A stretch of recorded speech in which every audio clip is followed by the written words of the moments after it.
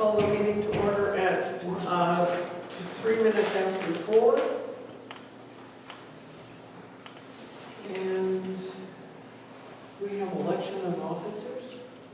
Yeah, two of you. You have to decide who's going to be the chair and who's going to be vice. Just keep it the way it is. Same arm wrestle. I'd like to see an arm wrestle. That'd be pretty nice. So are you currently vice? Yeah. Okay. So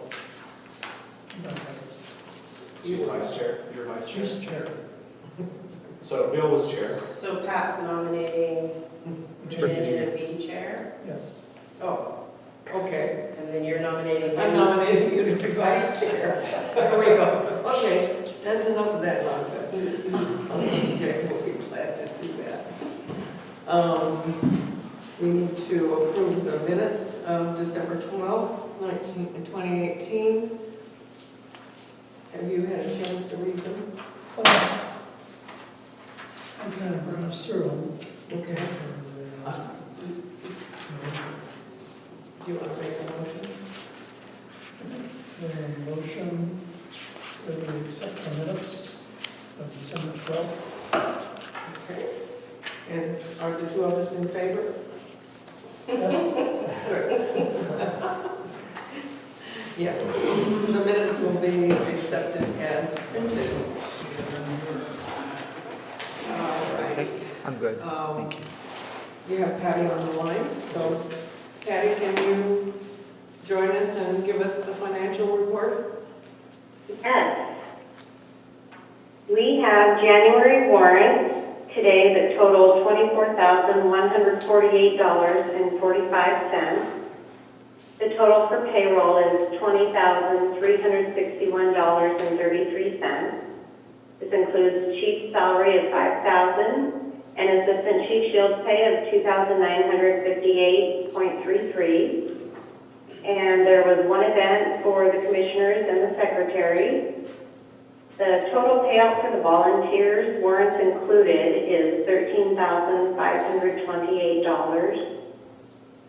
And the year-end financial statements will be available at the February meeting due to the county not closing their books until January 20th. So I will have firm year-end numbers next month. So for today, we are just looking for a motion to approve the warrants and payroll for January as presented. Okay, do you have some questions? No? I don't have any questions. Just for clarification, I'm wondering, the emergency reporting, that's a class that you did? No, that is our RMS system for fire reports and medical reports. Oh, okay. That's the website or web provider we utilize. So to do all of our medical reports and HIPAA and NFIRS and WMSIS and all that. So that is where we document all of our calls. Okay. And then we had the emergency equipment engine maintenance. Correct, and that was engine 5802. Okay, Engine 58 was the month before, if I am not mistaken. right. So that was the cost of engine 5802 getting its yearly pump test and NFPA certifications. Okay. Do you have any questions? No. You want to make a motion?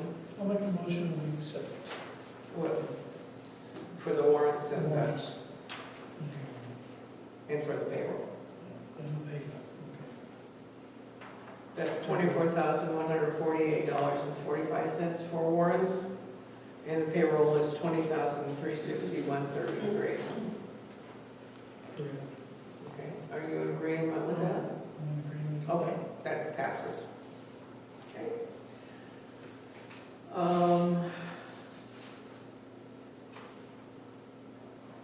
Go ahead, Patty. Okay, yes, and I just have the 2018 budget remaining as of December 31st. There was 6.31% of the budget remaining compared to 11.33% at the end of 2017. Okay, thank you.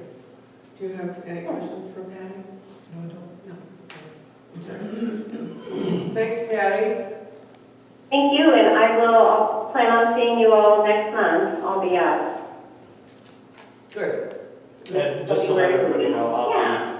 just to let everybody know, I won't be at that meeting. Chief Shields will be in charge of the February meeting, as I will still be in Cabo, getting a suntan Sure, rub it in. and staying warm down there. So just want to let you know that, everybody, and Patty. I'll be Where's that on you're the gonna beach. be? I'll be in Cabo still. Okay, thanks, Patty. Okay, thank you. Take care. Okay, bye. See you soon. Okay, bye-bye. Correspondence? Say again. Any correspondence? We have a lot of thank you cards and a lot of Christmas cards. Over, if you do want to see them, I can get those to you, but we have a stack of cards from a lot of people within this community, and we're getting more cards because of the recent storm. So those are the correspondences I've had. Other emails that aren't really pertinent to bring forwards to you are just questions about the storm cleanup and the availability of the central accumulation site for debris.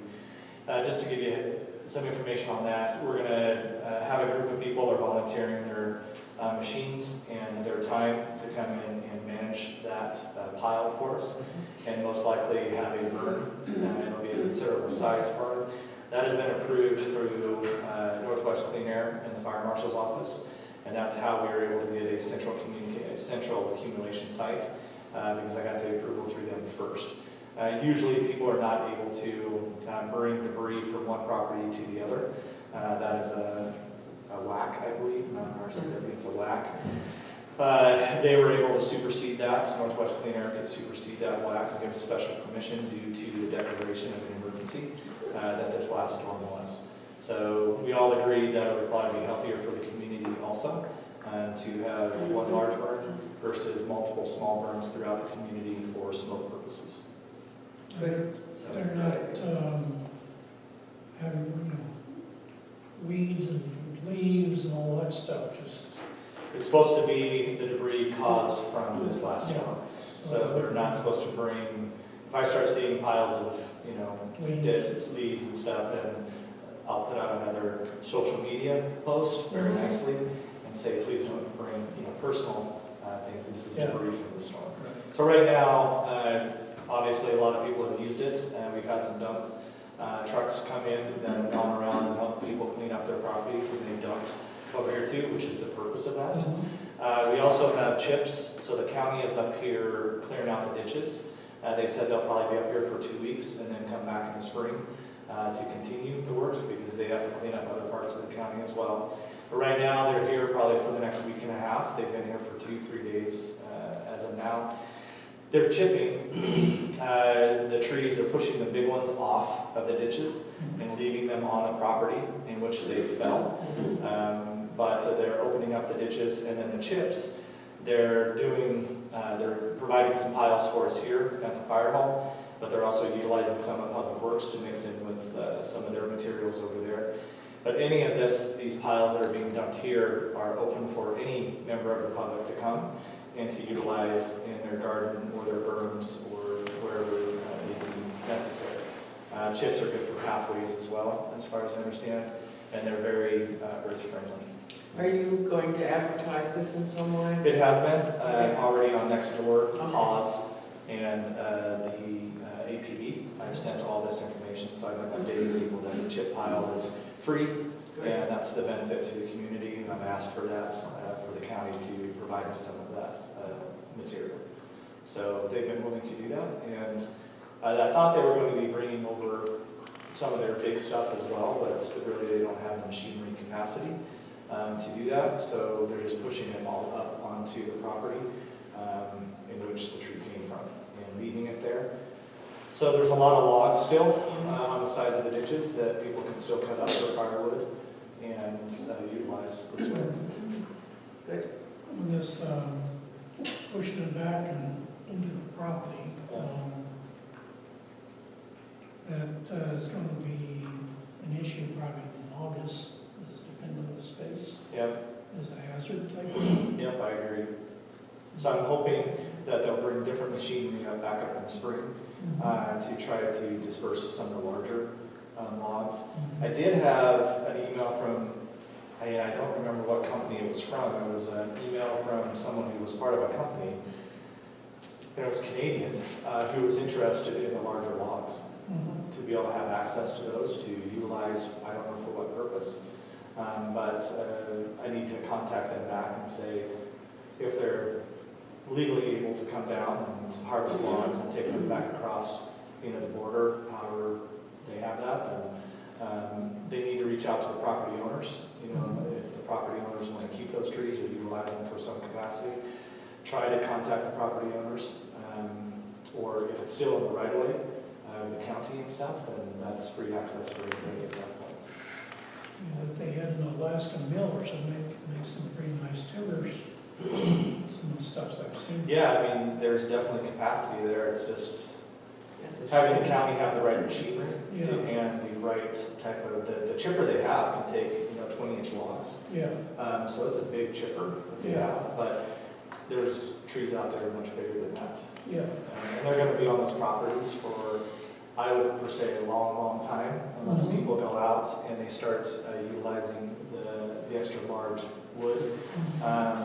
Where I lived down on Clare Lake, we had some massive trees come across the road, and I don't know if those properties are owned, they're vacant properties, at least the square is vacant, it doesn't have a house on it. And will the property owners do anything with those? I see those probably turning brown, and just being there until that property is developed. So that'll be a while. And if they did use a Alaska mill or something similar to that, then you get the pieces left over after you cut and got your timbers. Yeah. You have the pieces left from that. That's a problem. It'd be easier to handle at that point, Sure. but it's changed. It is a shame. Yeah, I mean, if anybody does woodworking, there's a lot of wood out there. There's a lot of wood available for anybody that does woodworking, things like that. I don't know what trees are good for woodworking. Some of those trees are really sappy, so that may not be beneficial for someone to pick up. But anyway, it's available there for the public, and please reach out to the property owners to make sure if it's on their property and if they allow you to use it. Yes? Has anyone done a tally or approximation of how many trees actually were affected? No, from what I've gained perspective in, I'd have to say upwards of 100, if not more, because that's what's fallen on the roads and those types of things. But anything we can't see that fell in the woods, I don't know if we'll ever be able to track that or gain quality numbers because we don't know when it fell No. or if it was caused by the storm. But the trees around the community alone and the debris, I'd have to say we're upwards of 100. 100 substantial trees that affected Big the and road. small. Yeah, big and small. Affected the road. Thank you. It might be good to put out a bulletin about public walking through the woods. Yeah. In recent, because you got a lot of little makers out there that we still have wind and. Yeah, the day after, so this happened on the 20th, is that correct? Yeah, storm came through on the Yes. 20th. The 21st, we were at APA in Boundary Bay, and we had a lady that wanted to get over to Lily Point Park to walk. And that's something that I definitely advised her on, that the wind was still blowing, and it's very dangerous, to be walking on trails, and she needs to be very alert to her surroundings and stuff. Because the old saying is, does a tree make noise when it falls in the woods? No one really knows the answer to I that. can tell you that Point Roberts Parks and Recreation put out notices saying that which trails are specifically open and which trails still contain hanging and dangerous areas. So when they cleared that, they looked up and looked for Widowmakers, not just. Oh, yeah, not Yeah. just- yeah, they did, they did. And that's the issue. There's a lot of widowmakers along Yeah. those sides of the roads right now that are hanging on by a thread. And we have high winds today, so we may see some more trees. Well, and some of those areas are flooded, so the roots are just staying, it's really. If you drive around, there's a massive tree that fell on Gulf Road by the bicycle shop. Yeah. Right there. If you drive past that, You'll miss it if you're not looking for it, but the roots are showing to us. It's a massive tree, massive root. But it's amazing to see that the roots really only are about 3 feet, maybe 4 feet, into the ground to hold these huge trees up. And that's because of the water that we get on a yearly basis. They don't have to go deep for the water. And it's amazing to see these large trees grow down. And we're blessed that we had really no true injuries. One was reported a head injury, but we never saw him or her as a patient during that. So we just heard of the head injury that a person possibly had. And all the chainsaws that were being used? Yeah, and I was asked today, over lunch, if we want, once we set up that incident command system, if we want the public's help. And I said, well, I can't control what individuals are doing in the public. The one thing I do not want is public figures going out into the roads, right? Because our primary purpose is to open up the main thoroughfares first, so we can get into every neighborhood possible in Point Roberts. And so our crews are out there. We were accompanied by probably 4 other Sawyers as well. And we were opening up, spent 4 hours, I think, or more on APA, opening up APA, and then Clare Lane, because I didn't have electrical issues involved, but we had people that couldn't get out of Clare Lane. And a few other roads that evening that we were able to clear, but everything else was entangled in power lines. Chief Shields was out and about, and he had people picking up power lines, showing us they weren't live, and questioning why we weren't cutting the tree off, the power lines at that point. So I'll say we will never touch foliage that is involved in power lines until the power company has come in and replaced those lines or removed those lines from that tree, because we never know, we have no idea, and the information highway is pretty poor coming from PSE. I think PSE had a lot of false hopes in people, because they would say your electricity should be on by 8 o'clock, and then it would be 12 o'clock, and then it would be 4 o'clock. And that's a discussion we'll have with PSE on their updates with that. But it's imperative for us to work side by side with PSE, and we won't touch trees until those types of things are removed, the electrical lines are removed. And people will say, well, this is a cable line, this is a tension line, this is not a power line, and stuff like that. And Chief Shields has had a lot of that, not only during this storm, but over the years with people being upset at us because we're not clearing the tree in that particular area of the point. So people need to understand that I can't do anything about a private person going out there with a chainsaw, deciding to grab the power line to check to see if it's hot, and then deciding to remove the tree from that power line. Does that have some basis of assistance in this whole scheme of things? It does, because it does open up roads that we are not willing to open up as emergency services because of the electrical hazard. But in no way am I asking anyone, or am I supporting anyone going out and doing that type of work during a storm like this.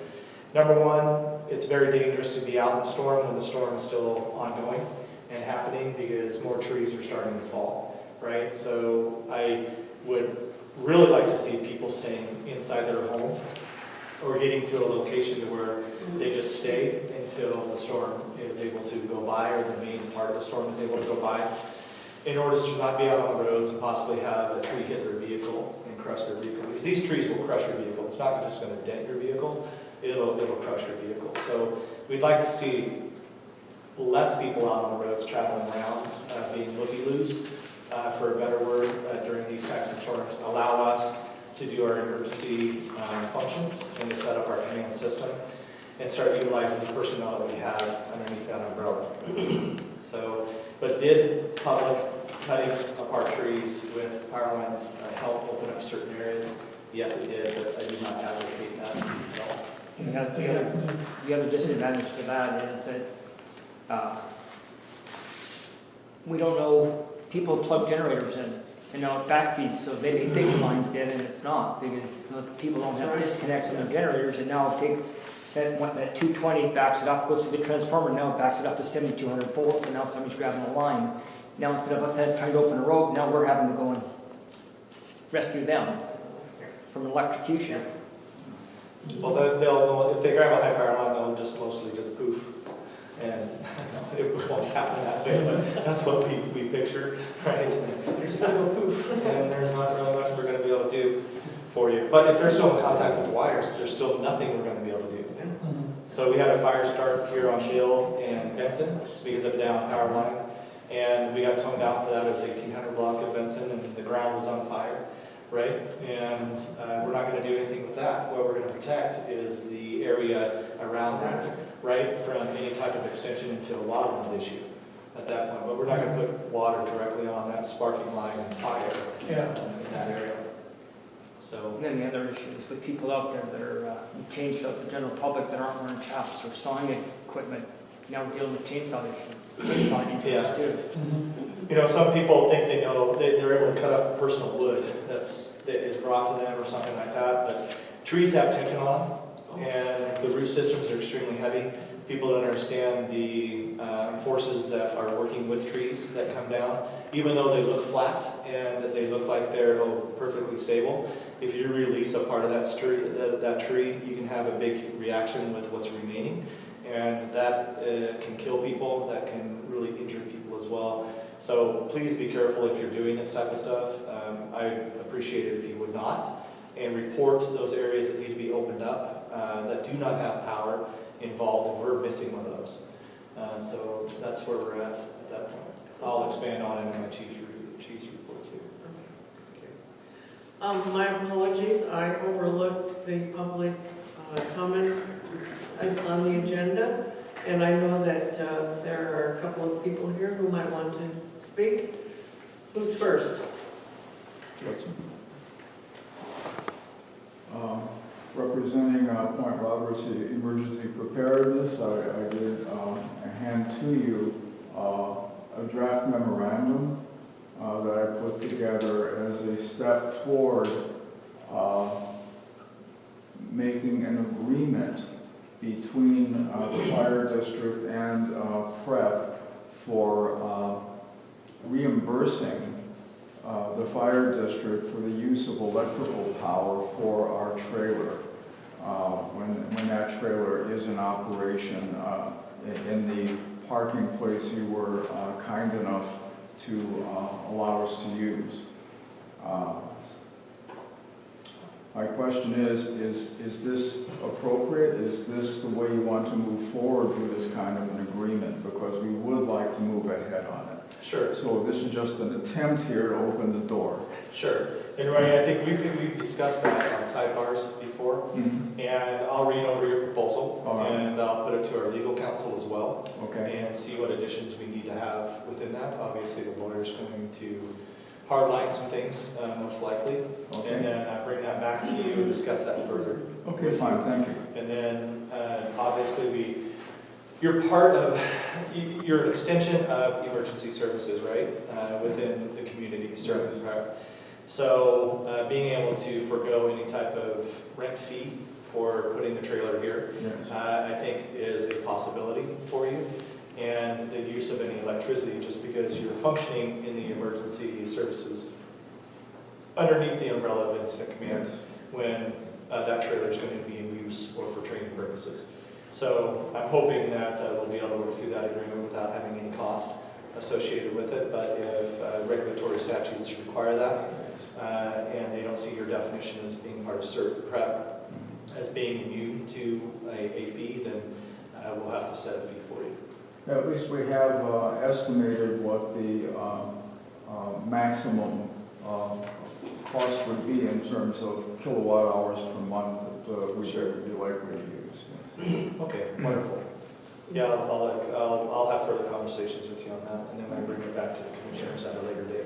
So, but hopefully we'll have that all solved before the end of the first quarter. Excellent, thank you. Thank you. Thank you. Judson, you have something? No, I'm just glad that no one got hurt in this event, and that we got to go through the steps of working from the ham radio point of view, communicating with the fire department and with each other, and using the repeater and the emergency antenna at the community center. And I thought it was just a good start for us to learn how to better serve. Sure, absolutely. Okay, moving on. Chief's report. Okay, so I'll start out with the storm recovery. I'll continue where I've left off. We're having a meeting on Friday, 7 p.m. You guys are aware of that. And this meeting is for the response agencies, CERT, PrEP, community center, those that were involved in opening up that, those types of things, and to have an open discussion on the things that went well, the things that we need to improve on, and how we prepare ourselves to respond even better for another incident in the future. So I'm looking forward to that. I'm really looking forward to that meeting because I think it's going to be a high quality conversation. And we normally have 4 to 5 CERT trainings a year anyway. And I think this put in perspective the importance of coming to those CERT trainings, involving ourselves in those CERT trainings, probably providing us a different avenue for topics now within the CERT training for 2019. But the importance of understanding, the members understanding that they're part of a community emergency response team, right? Or an educational component to that with PrEP. And ham radio is part now underneath the PrEP banner, I believe. Mm-hmm. So, and how important it is to take it seriously, as a responder. Ray, you and your wife, spent a lot of time, here, and you guys got really tired. And, one of the things that'll be discussed at the meeting will be putting together groups for coverage, handling the emergency radio, the ham radio site at the community center, if need be, 24 hours a day until we demobilize, right, from the major part of the incident. So I'm looking forward to all of that. The community center, last numbers, they served over 400 meals during this incident as well. The firefighters were able to get over there, and my wife was able to prepare a meal too, which she had a lot of fun with. And having the community center, the food bank, everybody in the same room so we can discuss these points is going to be very valuable for the community as a whole and for us going into the future as a collaborative team during these types of incidents. So I'm really looking forward to that. The storm recovery continues. Obviously, we're demobilized out of the command center area, but community is utilizing the central accumulation site for debris. And again, the individuals that have volunteered the machinery and the times, I have stated that I believe that we need to pay for their fuel for those machines because that can become a cost. And just their volunteering savings, thousands of dollars in volunteering to manage that pile. So I've extended that to them, and we'll see what they come back with. That should start hopefully in the next week or so for the management of that pile. My hopes is to continue allowing the county to deposit chips in this easement that we have with the water district's property on the edge there. Because the county has been looking for a site to deposit chips when the horse people don't want the chips or come up to them and say, hey, can you bring that load over to my property and dump it, those types of things. This is available to everyone in the public at this point, to one single individual. So again, I hope that can be a continuous, my conversations with the county crews and the foremans and stuff, it seems to be that they would be happy to do that. In the times that they're up here working with tree debris and stuff like that. I'm trying to think what else with the storm recovery. A lot of people have sensed there was some beach erosion on West Bluff, on the west side of Point Roberts. Some huge boulders were moved away from property walls. So I've been contacted by those individuals, those landowners, and anybody that's had damage. I've probably gotten 10 people at this point send me pictures of their properties, which is particularly their homes, that have been significantly damaged. And I send those down to the county, and the county's requested those types of reports in order to send to the permitting office and to document the address of the homeowners' names and telephone numbers, so when they go down to the county for permitting to get the repair work accomplished, that the idea is that their permits will be expedited, because their damage was caused in this disaster declaration. Oh, that's good. So anybody that's still willing to or wants to send me that information, as I get it, I'll just send it on. The deadline for infrastructure damage was actually today. So the infrastructure that I know about, the school road was damaged up here, and Blaine School District, we helped remove all the trees up there off that road.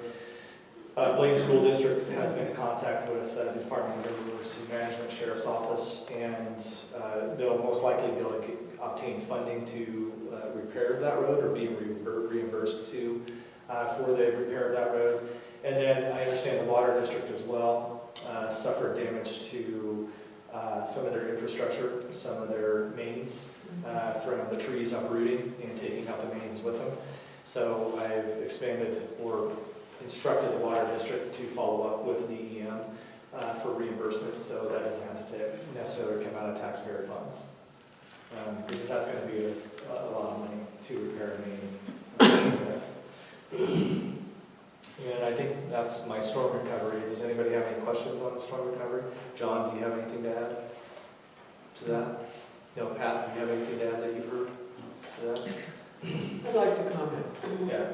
I think the community owes a great gratitude to you, Chief, and Assistant Chief, for the professional way that you carried out your role in all of this disaster. And watching all of the volunteers who you sent out to help, and how dedicated they all were, and how hard they were working, and working very fast, trying to get things done. I think we all have to really realize that was such an important part of your job, but you did it so well. Yeah, thank you. Thank you very much. It takes a team, and I have a wonderful team of volunteers. They really were great. And CERT members stepped up, prep members stepped up, ham radio stepped up. And there's definitely things that can be improved that we'll talk about on Friday. And as with any operation of this size, this is known as a disaster mini for us, or minor. And it was a great run through for us. Even though there was damage, people lost their homes, but no one died. But it was a great, real exercise that put our training in the past to the test, and those things that will be discussed.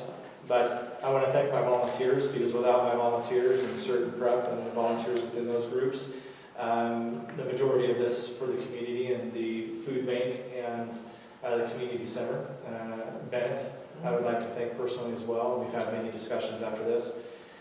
We provided a lot of space for a lot of people to get warm, and we had 16 cots here. We had, I think, 8 people that took advantage of that. Over the night, we had at least a dozen people take showers here over those couple days, and it's amazing how just a basic shower helps renew a person's mind frame from what they're currently going through, and it gives them a new lease on the situation and helps them get through the next couple days. So thank you very much. I appreciate that extension of words.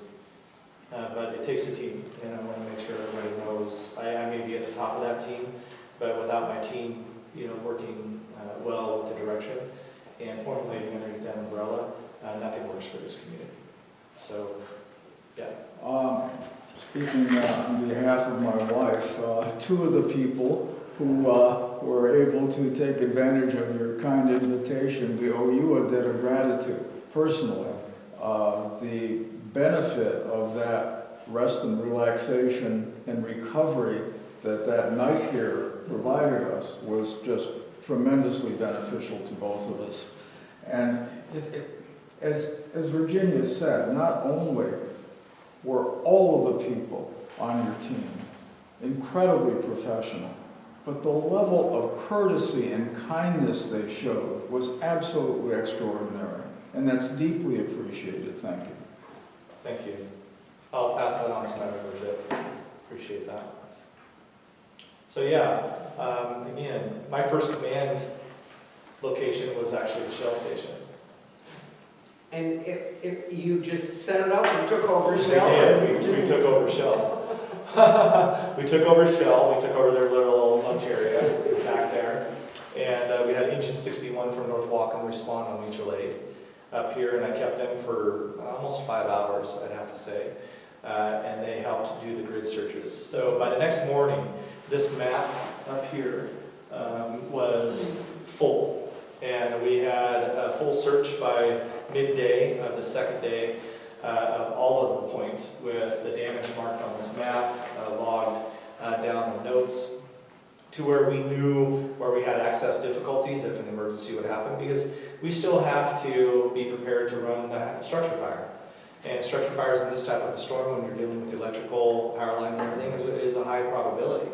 And if we don't have access into a neighborhood because of a fallen tree that doesn't have power lines involved, then we need to be able to get that tree off the road so we have access into that neighborhood. Not only for structure, but for medical emergencies. So that's our primary, is getting the main roads open, and then looking into the neighborhoods, getting those accesses open so people can come and go, utilize the resources that have been set up for them. And you know, everybody learned positive things through this experience, and those will be compounded and added upon to even be more for the community from this point forwards. So I think it was an overall success. One of the CERT team's members said to me, you know, we practiced this, and I didn't even think it was important until they were out there doing it. Yeah, yeah, and that's when it normally comes to reality, is how important the training is that we do on a quarterly basis with CERT prep, and just, you know, going through the motions of setting up the antennas. You know, simple things like that people are like, this is so boring, I'm gonna go. Right, I'm gonna leave early. Thanks, everybody. And then when we need them to do that, they're not capable of doing it because they haven't taken the training seriously. I think everybody that's participating in CERT has taken the trainings to a point, and I think they have a renewal of the importance of the training and participating at a high level and being prepared at all times to respond. Because when we put out the WhatsApp notice or the emails go out or the phone tree starts, that we have members starting to show up, so I can deploy those members into the community so I can get feedback from different areas of this community. But I look forward to the future and to the discussion on Friday evening. So Thank you. I have nothing to report on the apparatus except the new engine is going to be deckled out tomorrow. So he's coming out, he's going to letter it all out, and it's going to look pretty sharp after we get done with that.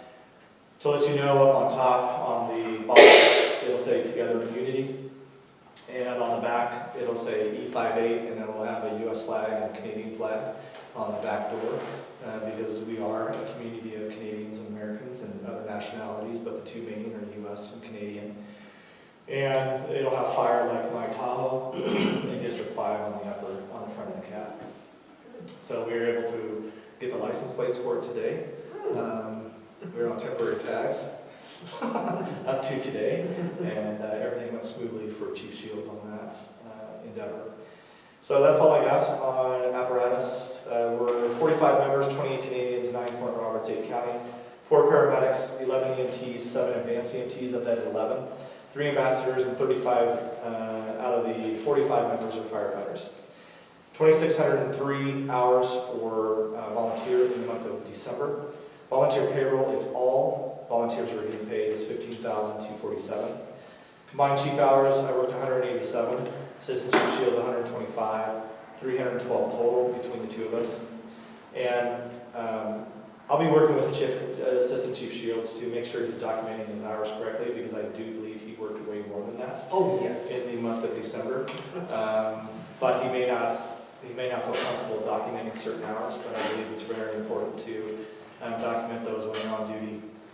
So we'll further discuss that. So I'm sure his hours were much more than that in December. We had a record-breaking 47 calls in the month of December that we handled. A number of those came through during the storm incident. We ended up with 362 calls. 100 over last year. 99 over last year. We missed it by one, to make 100 calls over 2017. Yeah. So some of that, again, is from the CARES program, our outreach to the community members and providing that community paramedic outreach. But we also had a number of emergency calls that sustained that as well. So this year, with a full year of having community paramedicine, Will most likely be over 400, 450 calls for 2019. Yeah. What was it for 2018? I didn't hear you say that. Through Total calls for the year. 362.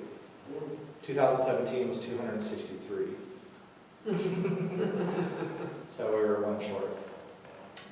Transports, we had 18 medical calls in the month of December. We had 3 transports that we did down to St. Joseph's. We had 1 Airlift Northwest transport and 1 no transport, patient refusal. We had 13 calls for our community paramedic program. We had 8 public service requests. We had 21 fire classifications, 21 fire calls in the month of December. We have 2 false alarms, so those are like home alarms that have alarm systems, and they send off an alarm when we respond. We had 8 power lines issues during the month, not including or including most of the debris that was on power lines. We had 10 tree down calls in that month, and we had 1 hazmat. What was the hazmat, John? Diesel spill. Diesel spill, yeah, that we had to go take care of. So that concludes my chief's report for the month of December 2018 for January. I want to back up just one question. How Sure. many of the volunteers that came down to help with the disaster were from Canada? Were most of them from Canada? Anybody that was available on point, Tab and myself, Chief Shields, Terry Scott, Fadi Samaha, Deb were available, so that's what, 5, 6? 6 or 7, yeah. And we had 12, probably 12 to 15 volunteers from Canada. That's They came amazing. as far as North Vancouver when I put out the request for emergency personnel due to what we were experiencing down here. Some of them drove over an hour to get here and then spent the next 10 hours out on the road, cutting up debris and trees and stuff. That should be publicized a lot. So it was I was very proud of those that live here in Port Roberts. And I was very proud of the response that I got from my internal members on the Canadian side was very high. So I was proud of that. So Thank you. Okay, unfinished business, any other unfinished business? I don't think we have. The application for the fire commissioner will end on the 18th, On the 18th, yes, that's correct, at 5 p.m. and we've had 2 or I think so. 2 only? 2, okay. 2 applications for commissioner right now. So we'll be looking at that. New business? On I'm the- sorry. On the application thing? Yes. I think when we ask for the applications, the people realize that they're gonna have to submit a financial disclosure. That got started last year. That started. Yeah, that was not part of what our legal counsel put together for the advertisement in the paper. No, I understand. Yes, that's correct. That's correct. Let me go back. I thought you were meaning like a private, personal. But any financial disclosure that they have over $1,500, I believe, I could be wrong on that figure, but any financial disclosure that they have an agreement with the fire district. So if This is there's, from the state. yeah, this is if they have a contract with the fire district, they have to disclose that within. But I don't know, and I'll reach out to our legal counsel again, but I don't know of anything that changed in the state to where they have to give a personal account of their financial perspective situation. And stuff. You got a phone call? Yeah, last year, Yeah, and I had to submit. yeah, my wife and I both, You got and who did you get a phone call from? Washington State. Yeah. Once you became a commissioner? Yes. Okay, once you become a commissioner, I was thinking in the application process is what you were speaking of. No, it's after. It's Once you become, Once they come, but they ought to be aware of once they become one, that's going to be a requirement. okay. They're nasty. I will, Linda can reach out, because that's really her perspective, not mine, but if they have contact information, you'll have to reach out to one person who is not getting that information today, and let them know that they'll have to do a financial disclosure to the state if they become an elected official. I'd like to find the RCW or WAC. It's an RCW, I think. pertains to that, so we can provide that to I them. think it is. So I'll send an email to our legal counsel and acquire that for Linda so she can provide that to them. Thank you. Yes. Okay. New business. Do you guys want to pay raise or do you not? Well, Consider future commissioners. okay. You want to make a motion? I'll make a motion to accept the pay raise. I second. So, we'll do. So the pay raise, just for the public, they're currently getting $114 a meeting. Sorry, how much? $114, is that correct? Yeah. $114, and the Washington Fire Commissioners Association, by statute, has raised that starting January 1 of 2019 to, Linda, $128 Correct. per meeting. Okay. Okay. All right. So you guys- So it's passed. You guys approve that? This is, it's very strange. Yeah. Any other business to bring? I want to remind people that I'll be working with Commissioner Harper for defensible space information coming up this year, and being able to get that education. Defensible space? Defensible space, which is a wildland term for wildland fires, because we have a lot of debris that came down, a lot of new debris on the ground now too, but to help people understand that there is a risk for wildland fires here, and we need to do the best we can to educate people prior to an incident like that, and we're going to be working together to provide information. The sooner they start, you don't want to wait until August to figure that out.